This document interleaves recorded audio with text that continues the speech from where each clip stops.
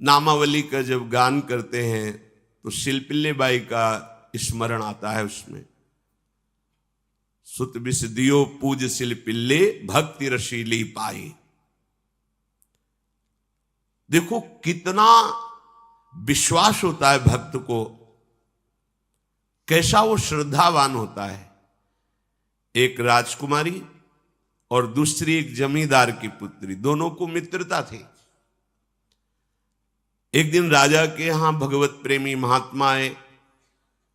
वो संत सेवी राजा थे, महात्मा जन आते रहते थे और महात्माओं का कार्य ही होता है निरंतर अपने प्रभु की सेवा और सुमिरन में मगन रहना। सेवा सुमिरन ये बहुत बड़ी सामर्थ्य है। अगर हम हर समय सेवा और सुमिरन में रहें तो कभी कोई माया प्रपंच हमें परास्त नहीं कर सकता। जहां हम सेवा सुमिरन से अलग हुए वहीं माया का प्रभाव पड़ता है। तो भगवान का शालिग्राम स्वरूप उनके पास था, खूब भाव से सेवा कर रहे थे और नवीन अवस्था की कोमल हृदय वाली ये दोनों सखियां देख रही थी। इनके मन में आया ऐसे हम भी ठाकुर सेवा करेंगे। देखने से सुनने से हमारे हृदय में प्रभाव पड़ता है। गंदी बातें देखेंगे, गंदी बातें सुनेंगे, उसी का चिंतन होगा, हृदय गंदे आचरणों की प्रेरणा वाला बन जाएगा। अगर हम भागवतिक बातें सुनेंगे, भागवतिक दर्शन करेंगे तो भागवतिक चिंतन होगा, हृदय भागवतिक प्रेरणा वाला बन जाएगा। कई दिन संत भगवान रुके, रोज सेवा कीर्तन कथा, सरल हृदया। उन दोनों सखियों में बात आई कि चल करके संत भगवान से कहते हमको भी ठाकुर जी दीजिए। दोनों ने चरण पकड़कर प्रार्थना की, गुरुदेव हमारे हृदय में भी इच्छा हो रही कि हमें ठाकुर सेवा मिले। अब दोनों बच्चे ही थे। संत भगवान ने विचार किया सेवा पद्धति में बहुत सावधानी की आवश्यकता होती है। अभी ये बच्चे हैं, कहीं सेवा अपराध न बन जाए। सेवा अपराध भी होता है। उपासना में चलने वाले उपासक को सेवा अपराध और उप सेवा अपराध 32 ये 64, इन पर सावधान रहना चाहिए। ये गलती नहीं होनी चाहिए।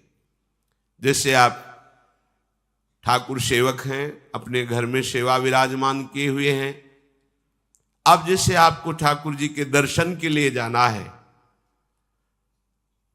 जहां तक ठाकुर जी के दर्शन करने के लिए जाना है, हो सके तो पादुका न पहने, नंगे पैर दर्शन करने जाए।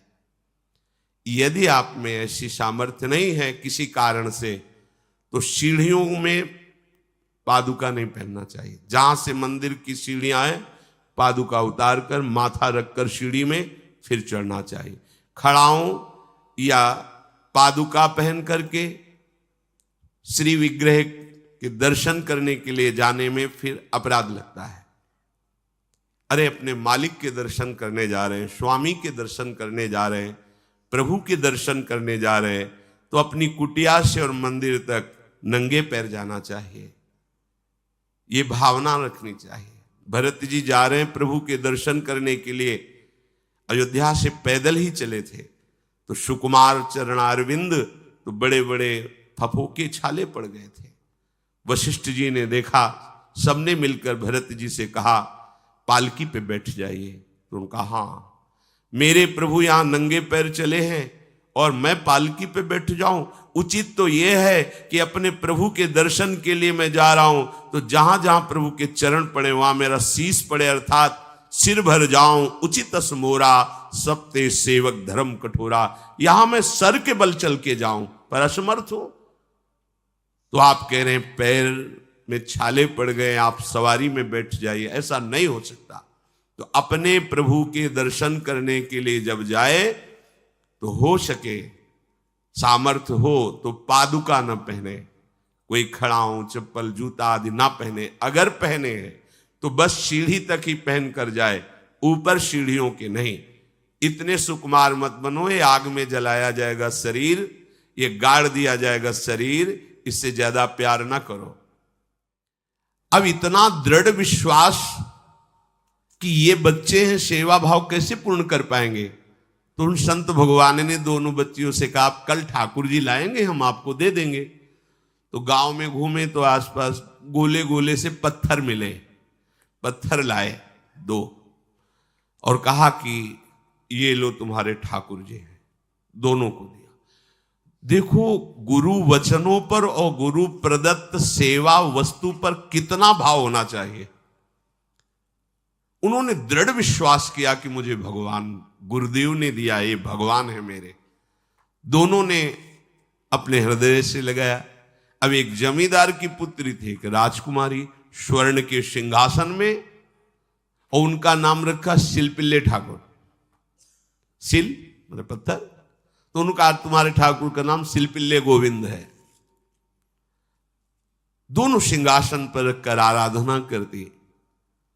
भाव प्रतिपल बढ़ता गया, नाम निरंतर जप। गुरु प्रदत्त ठाकुर पर विशेष चमत्कार हृदय में प्रकट होता है यदि उन्हीं की नियमावली से चलो। अपने मन से बाजार से खरीद लाए, विराजमान किए हैं, कभी सेवा की कभी नहीं की, वो भी अच्छा है, कम से कम भागवतिक भाव तो है। लेकिन सिद्धि जो प्राप्त होती है वो गुरु कृपा से, गुरु प्रदत्त ठाकुर से। जैसे धन्ना जी को भांग के बट्टे में ठाकुर जी प्रकाशित हो गए, गुरु प्रदत्त। अब ये सखियां जब बड़ी हुई तो इनके ब्याह की बात हुई। तो जो राजकुमारी थी उनका राजकुमार से किसी से ब्याह तय हुआ, ब्याह हो गया।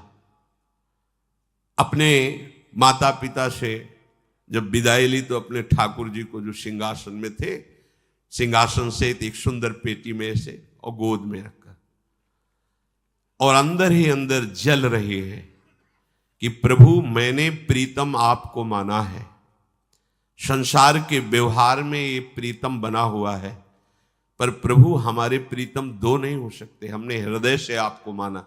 इसी विचार में वो बड़ी उदास है। पहले पालकियों में ऐसा राज सैनिक चल रहे हैं, पालकियों में वो बहू जा रही है और राजकुमार घोड़े पर।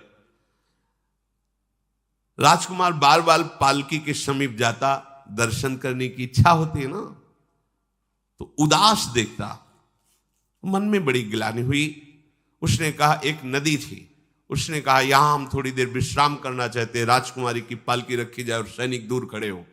वो राजकुमार वैसे ही आज्ञा हुई। तो बात करना चाहते हैं पर वो ना देखती है और ना बात करती है। और इतना सुंदर रूप, क्योंकि ब्रह्मचारिणी और भगवत आराधना। अब उसके हृदय में जलन हुई कि ऐसा क्या है जो हमसे बात नहीं कर रही। बस बार बार ऐसे पिटारी खोल के ऐसे ठाकुर जी को देखती। नाम जप और सेवा के प्रभाव से वो सिल नहीं रह गया था, वहां उसको सांवरे श्याम सुंदर की झांकी मिलती थी। जब अपने शिलपिल्ले ठाकुर जी को देखती तो ललित त्रिभंगी श्री लाल जो महाराज श्याम सुंदर दिखाए, अत्यंत आसक्ति। गुरु प्रदत्त किसी भी शब्द में, किसी भी वस्तु में दिव्यता होती है, बस हमारी भावना होनी चाहिए। अरे बोले ये हम नहीं दे सकते, ये गुरु प्रदत्त है, नहीं हम प्राण दे सकते हैं, लेकिन ये नहीं। जिसका गुरु वचन पर, गुरु प्रदत्त वस्तु पर, गुरु प्रदत्त ठाकुर पर दृढ़ निष्ठा हो गई, वही सिद्ध हो जाता है। अब उसने समझ लिया कि पिटारी में जो कुछ है यही हमारे और राजकुमारी के बीच में बाधा है। 2-4 दासियों को बुलाया और कहा इनको बातों में उलझाओ, पिटारी पीछे हमें दो। और प्रवीण दासियां उनको विनोद भाषा में, हंसी मजाक में बात, लेकिन वो उदासीन। धीरे से गोद में पेटी थी, ले ली, हम लिए हुए हैं, आप बातचीत में सारा, और पेटी उनको दे दी। राजकुमार ने राजकुमारी से कहा यही पेटी तो हमारे आपके बीच में बात, फेंक दी नदी में। अब तो जो उसके हृदय में पीड़ा हुई, भारी व्याकुलता। अब राजकुमार है, सैनिकों के साथ तुरंत पालकी उठवाई, महल ले गया। पर वो आसक्त है, इतनी सुंदर राजकुमारी, क्योंकि भागवतिक तेज से संपन्न में आकर्षण होता है। राजकुमारी ने कहा, यदि हमारे ठाकुर नहीं तो मैं नहीं। आज से अन्न जल त्याग, प्राण त्याग दूंगी अगर हमारे ठाकुर जी हमारे समीप नहीं तो। आज से अब एक बूंद पा कैसे पिए? अपने ठाकुर को भोग लगा के पाला है और ठाकुर जी फेंक दिए गए। भारी व्याकुलता, जैसे मीरा जी कहते, दृश्य बिन दुख न लागे नैन, न रात में नींद है न दिन में अन्न जल है, व्याकुलता। अब भयभीत हो गया राजकुमार। पूरा महल इस विषाद से हो गया कि अगर नवीन राजकुमारी प्राण त्याग देती है तो क्या होगा लोक समाज में, कि अभी नवीन राजकुमारी गई, ये लोग ऐसे निर्दयी हैं कि ऐसा व्यवहार किया कि उसने प्राण त्याग दिया। राजकुमार घुटने में आ गया। घुटने टेक कर राजकुमारी से कहा, मैं तुम्हें दुखी नहीं करना चाहता, पर मैं तुमको छोड़ भी नहीं सकता। अब हमें आप वो उपाय बताओ जिससे आप मुस्कुरा दो, आप प्रसन्न हो जाओ। तो उनका, हम अपने ठाकुर के बिना जीवित नहीं रह सकती। यदि आप हमें जीवित देखना चाहते तो हमारे ठाकुर जी ला के दो। ठाकुर जी को नदी में फेंक दिया था। पारिवारिक जनों के साथ राजकुमार उस नदी के तट पर गए और राजकुमारी से कहा, तुम्हें इतना प्रेम ठाकुर जी से, तो तुमसे ठाकुर जी कितना प्रेम करते हैं? अगर तुमसे ठाकुर जी प्रेम करते हैं तो मुझे प्रमाणित कर दो, तो मैं जीवन भर तुम्हारी आज्ञा में रहूंगा। अच्छा, तो तुम ये देखना चाहते हो कि ठाकुर जी हमसे कितना प्रेम करते हैं? हाथ फैलाया और आर्त भाव से पुकारा कि गोविंद, अब आपके बिना मैंने जीवित नहीं रहना। अंदर से जेव ही प्रार्थना की तो जल से सिंहासन सहित शिल्पिल्ले भगवान जैसे कोई वायु के प्रवाह में आ रहा हो, ऐसे आए और छाती से चिपक गए। पूरा परिवार, राजकुमार ये देख रहा था। हृदय से ठाकुर जी चिपक, जीवन भर के लिए दासत्व स्वीकार कर लिया और कहा, जैसी आप आज्ञा करोगे। जैसे मीरा जी, जब राणा जी से ब्याह हुआ तो प्रथम मिलन की रात में मीरा जी ने कहा, सावधान, तुम हमारे पति नहीं हो, मेरा सुहाग गिरधर से है, श्याम सुंदर ही मेरे पति हैं। व्यवहार में तुम पति बने हो। यदि हमारी बात समझ पा रहे हो तो जीवन में कभी हमारा स्पर्श मत करना। ये जीवन केवल गिरधर के लिए, दूसरे के लिए नहीं। उतर गए शैया से और जैसे सेवक होता है, बोले, अहो भाग्य, मुझे ये सौभाग्य मिला कि इतनी महाभाग्यवती की सेवा करने का। एकांत में मैं सदैव तुम्हारे शिष्य की तरह बर्ताव करूंगा, पर समाज में तुम्हें बहू की तरह बर्ताव करना होगा, नहीं तो लोग जीने नहीं देंगे। समाज में पत्नी की तरह और एकांत में गुरु शिष्य के। तुम हमारी गुरु होगी और हमसे ऐसा ही बर्ताव राणा ने जी, ऐसा ही उस राजकुमार ने दी। हमारी भागवतिक निष्ठा ऐसी होनी चाहिए कि जो गुरु जी ने मंत्र दिया है, जो गुरु जी ने उपासना दी है, उसमें दृढ़ विश्वास होना चाहिए। हमारे अंदर किंचन मात्र फिसलाव नहीं होना चाहिए। और आ गए जो महामहिम सूत्र है, जब तक हमारा मन प्रभु में समर्पित ना हो जाए तब तक पाप होने की संभावना होती है। बड़े बड़ों से चूक हो जाती है। इसमें यह नहीं कहा जा सकता कि हम इतने वर्ष से साधन में लगे, हमसे चूक नहीं होगी, ये तो भूल जाना। बड़े बड़ों से चूक करवा देना माया का कार्य होता है, पर जिनका मन प्रभु को समर्पित हो गया है उनसे चूक नहीं हो सकती। इसलिए जो अगला सूत्र वर्णन किया कि जितने भी पापाचरण होते हैं वो सब मेरे से होते हैं, ऐसा उपासक दृढ़ निश्चय करे। ऐसा नहीं कि पापाचरण भगवान से, भगवान करा रहे हैं। जिन लोगों का एक प्रश्न होता है कि जब सब कुछ भगवान करा रहे हैं, भगवान की इच्छा के बिना पत्ता भी नहीं हिलता, तो जो हम पापाचरण, गलत आचरण, वो भी तो भगवान ही करा रहे हैं। इस विषय को समझना है।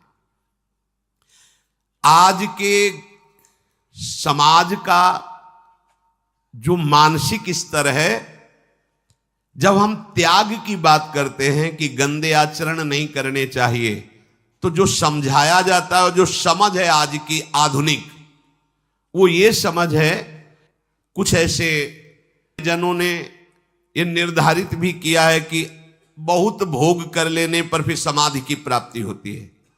अगर ऐसा होता तो लाखों लोग समाधि को प्राप्त होते, लाखों लोग बिना साधना के। क्यों? बचपन से लेकर के पूरे जीवन तक भोग ही भोग रहे, सब समाधि में पहुंच जाते। प्रायः सबके दिमाग में बात बैठी है कि अगर हम भोग ले तो हम मन को समझा सकते हैं, लेकिन आप बात अनुभव की समझ लीजिए कि आप भोगने के लिए जो ही गए तो मन के गुलाम बन करके गया, वो कभी तुम्हें मुक्त होने का अवसर नहीं देगा। और आज तक किसी ने भी ऐसा नहीं कहा भोग भोगने के बाद कि आज के बाद मैं प्रण करता हूं, मैंने जान लिया कि इसमें सुख नहीं है, आज के बाद कभी भोग नहीं भोगूंगा। कभी किसी ने नहीं कहा। सबको इस दलदल में गिरने के बाद सदगुरु या भगवान ने ही निकाला है, स्वयं आज तक कोई निकल नहीं पाया, कोई नहीं निकल पाया। ये ऐसा दलदल है। पर लोगों की भ्रांति रहती है कि ये जो मेरा मन जिन भोगों के लिए लालायित हो रहा है, उन भोगों को खूब भोगूं, फिर बाद में अनुभव जब हो जाएगा तब हम इनका त्याग करके फिर भजन मार्ग में चलेंगे।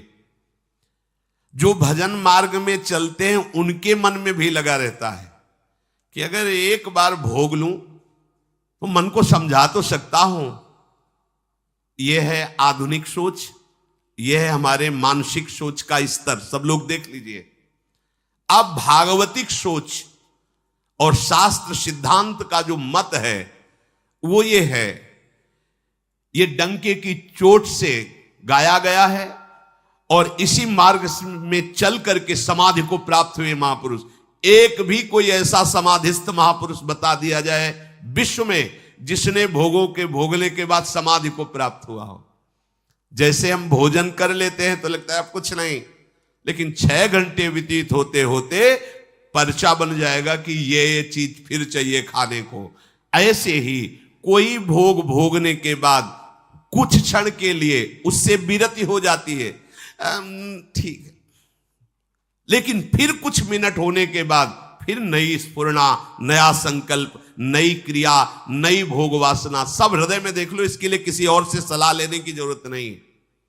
इसलिए ये जो संतों का मत है, शास्त्र का मत है कि भोगों के भोगने से भोग वासना दृढ़ होती है, कामना बढ़ती है, ना कि शांति मिलती है। लेकिन आधुनिकता में भोगों को भोगने से शांति मिलती है, ऐसी धारणा बनी हुई है और ये गलत है। और ये इतनी गलत हो जाती है कि हम हत्या करने लगते हैं, हिंसा करने लगते हैं, पूज्य जनों के साथ दुर्व्यवहार करने लगते हैं।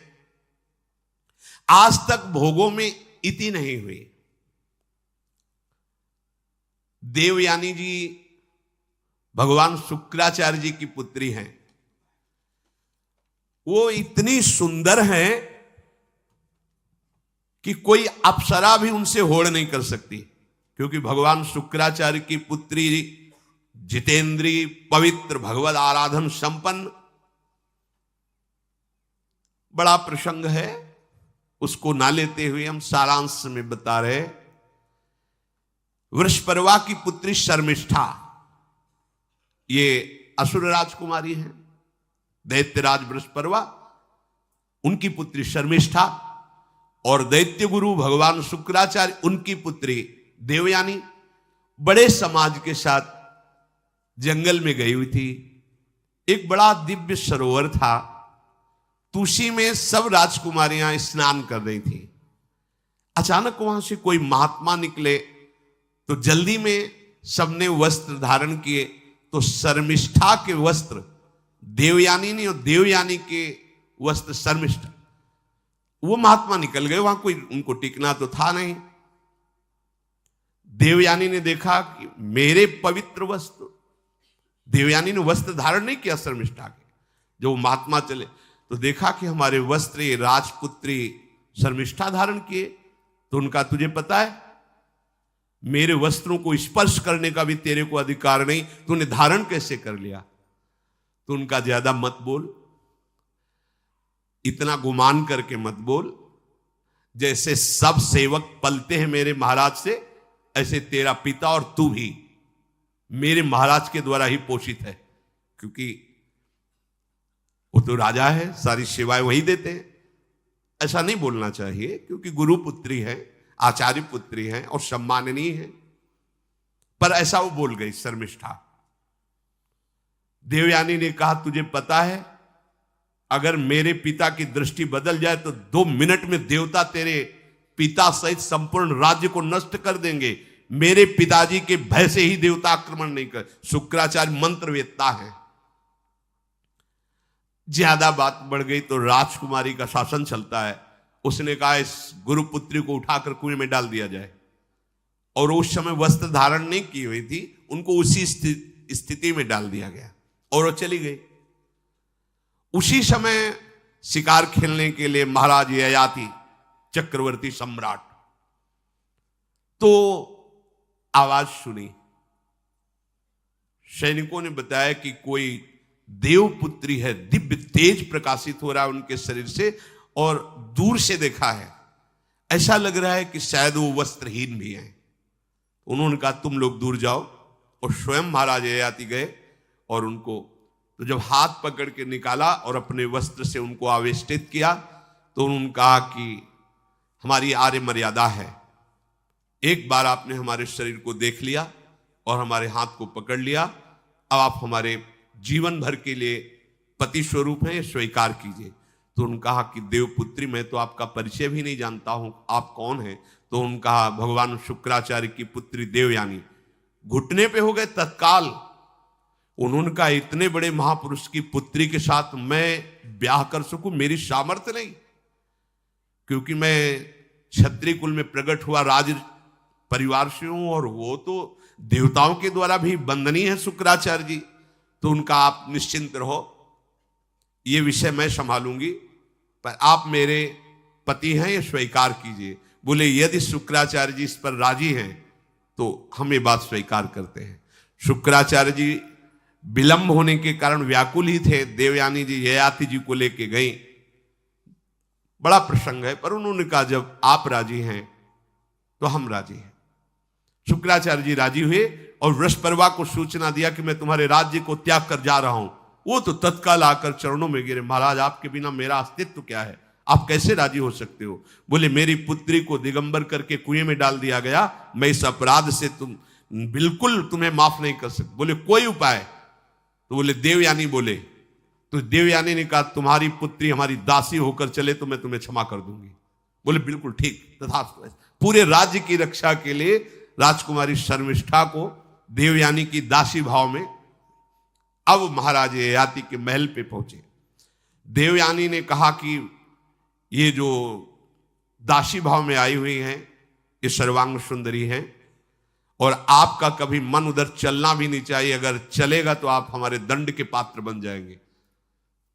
स्वीकार कर लिया और बहुत दूर उनके लिए महल का निर्माण करवाया और वो सेवा में आती रही। कुछ समय के बाद जब देवयानी जी के पुत्र हुए तो वन विहार के लिए अपने पुत्रों को लेकर चली, तो उधर शर्मिष्ठा के 2 पुत्र हो चुके थे, इनको पता भी नहीं था, और वो दौड़ कर आए, ययाति को पिताश्री कह करके आलिंगन किया। छोटे छोटे बच्चे। देवयानी ने कहा कि हमने कहा था तुम्हें देखना भी नहीं है, और ये किसके पुत्र हैं? शर्मिष्ठा मुस्कुरा रही थी। देवयानी ने कहा अब तुम्हें दंड देंगी ही देंगी, और चली गई भगवान शुक्राचार्य जी के पास। ययाति भयभीत होकर के गए और शुक्राचार्य से प्रार्थना करे क्षमा कीजिए मुझसे गलती हो गई। और शर्मिष्ठा से ऐसे नहीं मिले। शर्मिष्ठा ने कहा था कि आप जानते हैं कि मैं दासी नहीं हूं, मैं राजकुमारी हूं, ईर्ष्यावश दासी बना करके लाई गई हूं, और मेरी सखी के पति हो इसलिए आप मेरे भी पति हो, मेरा अधिकार है आपसे संतान उत्पन्न करने का, शास्त्रीय सिद्धांत है। शुक्राचार्य जी ने कहा कि जो देवयानी कहेंगी वही हम मानेंगे, क्योंकि मेरी पुत्री है। क्या चाहती हो? तो बोले पुरुषत्व से इनको हीन कर दो। गुस्सा में आके शुक्राचार्य जी ने कहा तथास्तु। उसी समय महाराज ययाति पुरुषत्व से हीन हो गए और वृद्धावस्था छा गई शरीर में। अब ययाति ने कहा अब सुखी रहोगे तुम। तब देवयानी को भी होश आया कि ये तो क्या हमने अपना ही सर्वनाश कर लिया। कहा पिताजी अब इसका सुधार कैसे होगा? तो बोले जो पुत्र अपनी यौवन अवस्था दे देगा वही यौवन अवस्था इनके ऊपर आ जाएगी, वृद्धावस्था उसके पास चली जाएगी। महाराज ययाति ने अपने बड़े पुत्र यदु जी से कहा, तो उन्होंने कहा इसका प्रयोग कहां होगा? मां के साथ कदापि नहीं। मेरी यौवन अवस्था का प्रयोग मेरी मां के साथ कदापि नहीं, क्योंकि वो बड़े ज्ञानी महात्मा, इन्हीं के वंश में भगवान श्री कृष्ण का प्रादुर्भाव हुआ, इसलिए यदुवंशी कहे गए। सबसे छोटे, शायद उनका नाम पुरु ऐसा कुछ, उन्होंने कहा ये जीवन पिता का दिया हुआ है, इस पर पूरा अधिकार है, आप स्वीकार कीजिए। तत्काल वो वृद्ध हो गए, वो जवान हो गए। कई हजार वर्ष तक उन्होंने अपने पुत्र की आयु का विषयों में सेवन किया। फिर उनके मन में एक दिन बहुत घृणा हुई, धिक्कार है मेरे जीवन को और धिक्कार है इस भोगा शक्ति को। अपनी आयु तो गंवा ही दी, अपने पुत्र की भी आयु गंवा दी, फिर भी वैसे ही भोग वासना। तो उन्होंने सबको शिक्षा देने के लिए बात कही, यत् पृथिव्यां व्रीहि यवं हिरण्यं पशवः स्त्रियः न दुह्यन्ति मनः प्रीतिं पुंसः कामः तस्यते न जातु कामः कामानाम् उपभोगेन साम्यति हविषा कृष्णवर्तमेव भूय एवाभिवर्धते यदा न कुरुते भावं सर्वभूतेष्वमङ्गलं समदृष्टेस्तदा पुंसः सर्वा सुखमया दिशा या दुस्त्यजा दुर्मति भीर्जीर्यतो या न जीर्यते ताम तृष्णा दुःख निवहाम शर्म कामो द्रुतम त्यजेत। जिसका हृदय काम से व्याकुल हो गया है उसको त्रिभुवन की सारी सुंदरी स्त्रियां दे दी जाएं, जौ धान स्वर्ण पशु सब वैभव, तो भी वो कभी तृप्त नहीं हो सकता। ये महाराज ययाति का अनुभव। त्रिभुवन की विषय भोग भोगने से भोग वासना शांत नहीं होती, वरम और प्रबल हो जाती है। जैसे घी की आहुति डालने पर आग भड़क उठती है, वैसे ही भोगों को भोगते ही रहने पर भोग वासनाएं प्रबल रूप धारण कर लेती है और वो इतना कमजोर हो जाता है कि सोचता है मैं इसके बिना जी नहीं सकता। जब मनुष्य किसी भी प्राणी से राग कर बैठता है तो उसके हृदय की सामर्थ्य नष्ट हो जाती है। किसी भी, देखो ना, छोटे छोटे नशाओं में इतना हम आसक्त हो जाते हैं, अब हम इसके बिना जी नहीं सकते। किसी भी वस्तु का जब हम भोग करते इसके बिना जी नहीं सकते। इसलिए सबको संदेश महाराज ययाति देते हैं, यदि तुम अपनी कामना को शांत करने वाले, रोकने वाले बन गए तो दसों दिशाएं तुम्हारे लिए सुखमयी हो जाएंगी। विषयी पुरुष को तृष्णा रात दिन जलाती रहती है, बहुत भोग भोगने पर भी वो कभी शांति या तृप्ति प्राप्त नहीं कर पाता। इसलिए जब हम भगवत मार्ग में चलते हैं तो ये तृष्णा और कामना ये डाइन की तरह हमारे हृदय में लगी रहती है। तृष्णा, भोगे हुए भोग को बार बार भोगने की इच्छा, कामना, सुने हुए देखे हुए भोगों को भोगने की इच्छा। तो उपासक जब तक अपने मन को प्रभु में नहीं दे पाता तब तक मन ये धोखा दे देता है। इसलिए बहुत सावधान रहना चाहिए। प्रभु की शरण में होकर के नाम जप करो और सदैव गुरुजनों की आज्ञा पर रहो, तो ये काम, कामना, वासना, ममता, आसक्ति, राग, द्वेष ये तुम्हें बांध नहीं पाएंगे। इनकी कृपा से आपको भगवत साक्षात्कार हो जाएगा। गुरु वाणी, संतों की वाणी, ये हमारा जीवन बन जाए। अगर ये जीवन नहीं है तो फिर मन हमें ऐसी जगह फंसा देगा जहां से हम निकल नहीं पाएंगे। इसलिए सावधान होकर जीवन व्यतीत कीजिए। बड़ा अमूल्य जीवन है, अमूल्य जीवन का लाभ है भगवत प्राप्ति।